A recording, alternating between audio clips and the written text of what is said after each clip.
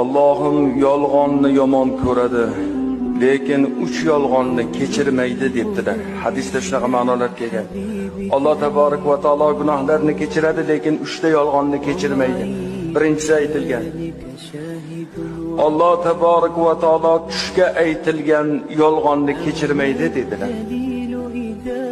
Hatto shuna hadislar kelgan.